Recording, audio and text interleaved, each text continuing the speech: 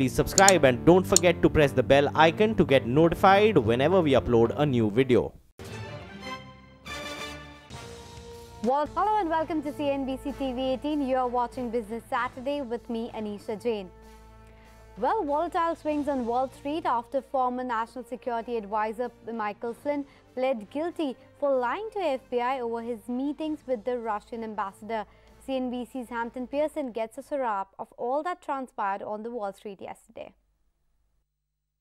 A volatile day for U.S. markets to finish the trading week that saw wild swings in the major averages. The Dow eventually settling down 40 points, the S&P off 5, the Nasdaq lower by 26 points. Stocks plunged early in the day after President Trump's former national security advisor pleaded guilty to lying to the FBI in its investigation into Russia's ties to the White House. The Dow was down by as many as 350 points on that news, but then a snapback rally after Senate Republicans said they have enough votes to pass the tax cut bill, which is still being worked out. New sales data from the auto industry shows that it's on track to sell almost 17.5 million cars and trucks this year. That would be the third year in a row that sales topped 17 million. And Hersheys is out with its first new candy bar in over 20 years. The candy company branding its new Gold Bar as a caramelized cream bar containing peanuts and pretzels. That new offering is the first to bear the Hersheys name since the confectionery giant released its cookies and cream bar back in 1994. That's the action from the U.S. markets. Back to you in Mumbai.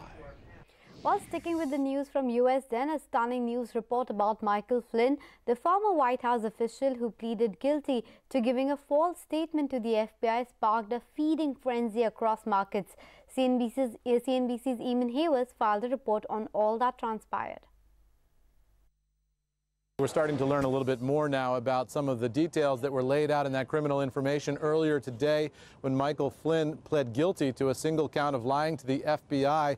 One of the questions in the documents detailed this morning was a reference to a very senior presidential transition official. Who was that senior official? NBC News now reporting, based on two sources, that person was Jared Kushner, the president's son-in-law, and of course a high-level official here at the White House. Here's the paragraph in the documents that were released today that refers to Jared Kushner's role in all this, saying, on or about December 29, 2016, Flynn called a senior official of the presidential transition team who was with other senior members of the presidential transition team at the Mar-a-Lago resort in Palm Beach, Florida, to discuss what, if anything, to communicate to the Russian ambassador about the U.S. sanctions. So some questions now about who that senior official was. The very senior official referenced elsewhere in the documents, NBC News reporting, is Jared Kushner himself. So to recap, here's where we stand with this Flynn investigation as of right now. Dramatic developments throughout the day today. Flynn pled guilty to lying to the FBI about his talks with the Russian ambassador at a time before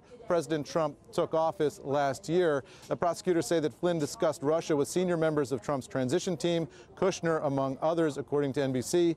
And the White House lawyer issuing a statement this morning saying that nothing about this guilty plea implicates anyone other than Mr. Flynn. So the line from the White House lawyer today has been of minimization of Michael Flynn's role, pointing out that he didn't serve here even 30 days at the White House as national security advisor, and suggesting that he'd also worked as a government official, as a military official under President Obama as well. And Europe yesterday ended on a negative note as weakness on Wall Street weighed on sentiment, with the tech sector being one of the worst performers amid a sign of investors' anxiety about parts of the market that have seen robust performance inflows this year. Auto stocks too had a weak session in trade. Well, moving on to the world of commodities then, U.S. crude surged nearly 2%, cutting into the week's loss, approaching its highest level since the summer of 2015. Remember, OPEC, Russia and 9 other producers extended output curbs through the end of 2018 at a meeting in Vienna on Thursday. The deal will be reviewed in June next year for signs that the oil market is overheating. But in a big development and a positive one for Biocon and huge milestone for Indian pharma companies, the US FDA has approved cancer drug trastuzumab used in the treatment of breast and metastatic stomach cancer. Ekta Batra joins in on the phone line with more details. Ekta, good afternoon. Biocon certainly keeping you busy on a weekend morning, but how do you see the stock reacting on Monday? Hi, thanks for that. Well, actually this is a big milestone achievement which is coming for Biocon. It's not just the US FDA approval, but it is the first approval of a biosimilar drug by an Indian company in the US and the first biosimilar approval of Herceptin in the US as well. Remember that this market size of Herceptin, which is the biosimilar version of biosimilar trastuzumab as it is in the generic form, is basically $2 billion. And now that Biocon and Mylan have received a US FDA approval for it, it essentially means that, yes, eventually there will be a launch date, probably, based on the settlement that they have with Roche, who is the innovator of the drug. But it also means that maybe Biocon post a revenue share could probably make around up to $60 to even $100 million post a revenue share with Mylan. So overall, it's a positive development, very positive development for Biocon, considering that, it really puts us in the global map when it comes to biosimilars. It's also a positive note when other biosimilars can come to the market, such as pegfilgrastim. Okay, Ekta, thank you so much for joining us with all those details. But another stock that will be in focus on Monday will be DLF. Remember, the real estate major DLF's board has given its nod for a QIP and a capital infusion plan. Now, it has approved raising 3,500 crore rupees through the process. To assess the impact of the move, let's go across to Timsy, who's standing by with the details. Timsy, how much debt reduction can we expect and how do the promoters stand to gain by this move? Well, that's right. The DLF's board has given a landmark approval to QIP and to capital infusion plan. And remember, this entire plan is to cut debt to half.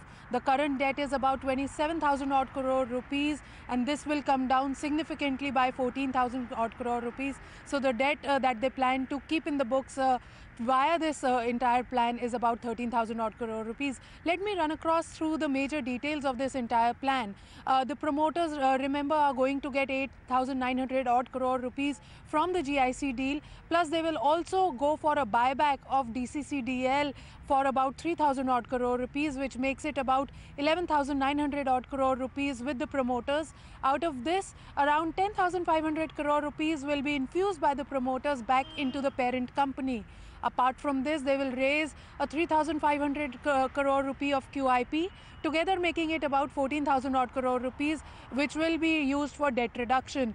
Other major decisions include inducting 2 whole-time directors also in the board. So all in all, a power-packed DLF board decision today. Back to you.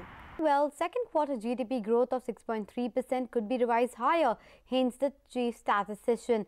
Speaking to CNBC Tv18, he adds that GST collections may not have been fully captured in the data as things stand.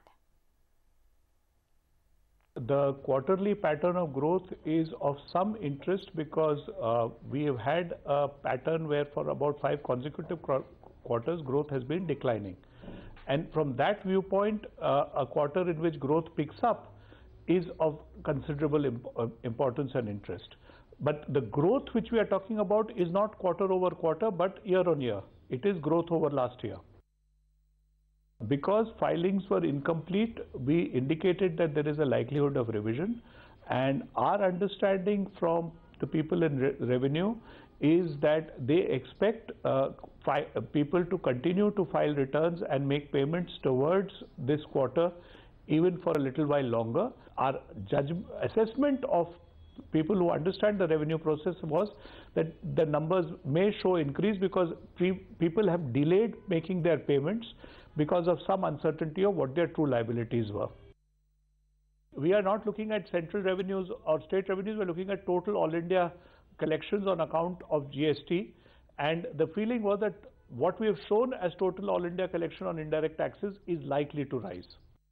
Okay, and in a bid to enhance participation in auction of minerals, Mines Ministry has simplified rules. Now, the change of rules include relaxation of end-use reservation, which will now allow miners to utilize the dumps for a value. The ministry has also simplified the rules for net worth and upfront payment for bidding for the minerals for inclusion of more miners. Speaking to CNBC Tv18, Mines Secretary Arun Kumar said that the government expects to auction 60 to 70 mineral blocks in FY19. Hear him out.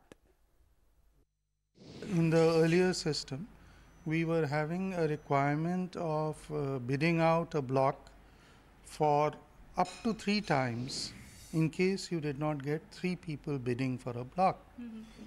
Now, many times what happens is that the block is in a specific area where not too many people have an interest. So we've said that the first attempt will require 3 bids. And in case those 3 bids do not come, that attempt will be treated as annulled. After that, the state, if it so desires, can change the terms of the auction. We have allowed for certain relaxation on sales where a lease has been given for a particular end use, because sometimes what happens is that an end use, for example, is a cement plant, and you get for limestone, and you get steel grade limestone. So the miner has the sad option of sort of putting it and destroying value, putting it for cement and destroying value. So we've allowed that at 25% can be sold, and the miner will realize value. There will be less unwarranted stacking, and therefore the bid situations will improve. So in this financial year, how many more mineral blocks can we expect to be auctioned, and what is the revenue realization that you're looking at, and what targets have you set for the next financial year? For this, the pending 4 months which we have in this financial year, we expect 34 blocks to be auctioned. I think the realizable value over the lease period would be to the tune of about 75,000 crores. Next year, it is difficult to put a target, but we expect about 60 to 70 blocks to come in, and we expect that the value realizable will be about 1,25,000 crores. And as these changes get factored in, I think the situation of takeoff of the blocks being offered will improve. And Japanese car maker Nissan has filed for international arbitration against India in an effort to recover over 5,000 crore in promised incentives. Now, according to a Reuters report, Nissan took this step after efforts to reach an understanding with the Indian government failed to bear fruit over the last several months. The Japanese car maker is seeking payments of incentives due from Tamil Nadu government as part of a 2008 agreement under which it was promised a slew of incentives, including some tax refunds. Now, on the back of the promised incentives, the Carlos Ghosn-led company decided to set up its manufacturing plant in the state. Nissan has alleged the non-payment of dues is akin to violating rules under the Comprehensive Economic Partnership Agreement between India and Japan. Moving on then, the Union Cabinet has approved a 9,000 crore project to address the undernourishment and stunting among children. The project will be rolled out immediately in 315 districts which have been identified as high burden. Another 200-odd districts will be covered in the next financial year, and by 2020, the entire country will be covered. An IT-based system will be set up to monitor the progress of this mission.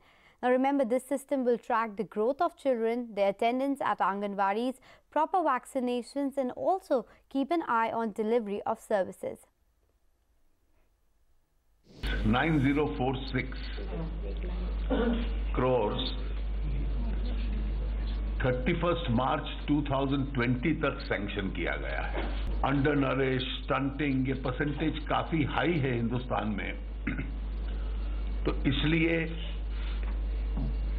Inter ministerial coordination, sanitation, drinking water, women and child coordinating ministry होगी, health ministry का उसमें साथ में coordinate किया जाएगा, नीति आयोग को लिया जाएगा और ऑब्जेक्ट होगा कि बच्चे के जो पहले 1000 days हैं, 1000 दिन हैं, which includes the 9 months of pregnancy, तब से उसकी चिंता शुरू हो जाए. And Arta Shukmala joins us now to explain why India is in desperate need of addressing the issue of undernourishment among children. Archana, it is really disheartening to note that India fares worse than even some sub-Saharan African nations when it comes to children's health care. Well, at least it's a step in the right direction, because India is in absolute need for a mission mode project on nutrition. Look at the data. India slipped to 100th rank among 119 countries in the Global Hunger Index of 2017. State-level disease burden data, which was released just last month by PHFI and ICMR, said that child and maternal malnutrition continues to be the single largest risk factor for health loss in India. It is responsible today for 15% of the total disease burden. Three of the biggest issues that India is tackling right now is childhood stunting, anemia in women, and overweight adult women. We've made some progress. Stunting among children under 5 years has declined to 38.4%.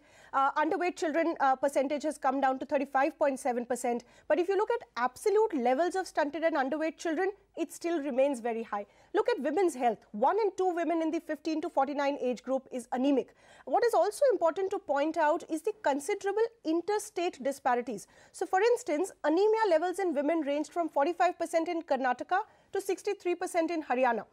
So, in this backdrop, this mission is certainly a positive step.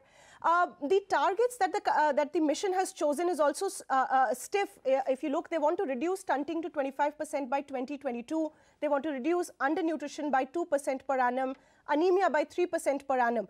But what needs to be seen is if the programs are designed as per state requirements, because one size will not all. Back to you.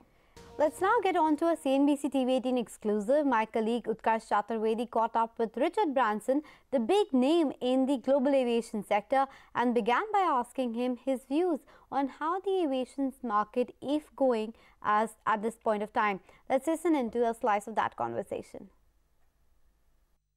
I think a lot depends on the price of oil. You know, oil has gone a little bit higher in the last year, which has depressed the aviation market a little bit. But I think good airlines like Virgin Atlantic will continue to do well. We've been in business for 35 years, and hopefully we'll be in business for the next 35 years. I think quality seems to win through. The last time we met in India, and we asked you this question about how interested are you about the Indian aviation market, you had said that you're still trying to make an investment. Does your stand still remain the same? I think that airlines like Indiegogo have done a great job, and so I suspect we missed the. You know, I think the gate is closed right now, and so we're moving on to other markets. Speaking about your recent tie-up with Delta and KLM, and Jet Airways 3 days back did the same kind of a tie-up with Delta and KLM. So will there be any of the benefit you will be getting with the tie-up which Delta, KLM and Jet Airways has taken in India? Indirectly, if Delta and KLM are doing well, we will do well. And you know, we've also tied up with KLM and Air France as well. So I think that it should be. It looks like it could be part of a bigger alliance. So can we hope for a bigger alliance in the Indian market? But you said the gates are closed in the Indian market. But do you see any small opportunity for an Indian market entry? And if there is a possibility, will you enter? Maybe I should rethink it. I haven't thought about it for a while, because I've had space, and I've had Virgin Hyperloop and a number of other things on my mind, and a tennis tournament I'm just doing here. Yeah. But you never know. The last question, sir. You know, the Air India national carrier right now, the government is speaking about this investment of the national carrier Air India. How much value do you think that can have for the global investors? I haven't looked at the figures of Air India, but government shouldn't be running airlines. They don't make a good job running airlines. The government shouldn't really be running companies, I think. So, you know, I respect them for looking for people who can run it and run it more successfully. Okay, important news flashing on your screen. We hear that US Senate has passed the bill of tax reform. Remember, this was one event that the investors were keenly watching out for. Now, this step brings it closer for Donald Trump to deliver the tax bill that he had promised. This is something that the investors were waiting by for the entire week. We had seen that some postponement had happened earlier in the week, but now we understand that the US Senate has passed the tax reform bill. We'll try and get you more updates on that, but as of now, what we understand is the Senate has passed this bill. Now, this brings it closer, a step closer to delivering the promise that Donald Trump had given. Remember that this tax bill was suggesting that the corporate rate will be cut down. We'll have to go through the fine print of what has actually been passed in terms of that bill, but definitely a big positive coming as far as the US economy is concerned. But we'll get you more updates on that. As of now, it's a wrap on this edition of Business Saturday. Stay tuned to CNBC TV18.